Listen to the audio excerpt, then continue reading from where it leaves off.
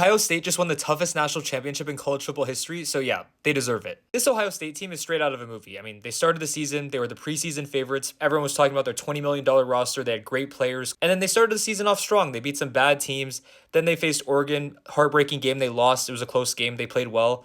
Then they had a bad game against Nebraska. They beat Penn State. But then Michigan, just, I don't know how they lost still. It's completely ridiculous.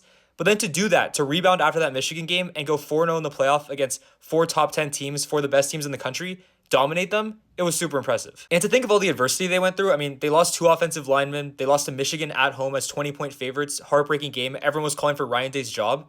And then to follow that up with a national championship, beating 5 top 5 teams on their way to the championship, which apparently is the most ever, I mean, that's super impressive. And also when you factor in all the changes in college football, I mean, the Big Ten expanded, conference realignment, the transfer portal, the expanded playoff, this championship might have been the most difficult ever. And I got a lot of hate because I said that this year's champion would be the worst champion ever because we were either going to get a 2-loss champion or a team that lost to Northern Illinois, and it turns out we got a 2-loss champion. And no, I don't think this Ohio State team is the worst national champion ever. I mean, they have some great players. They're super talented.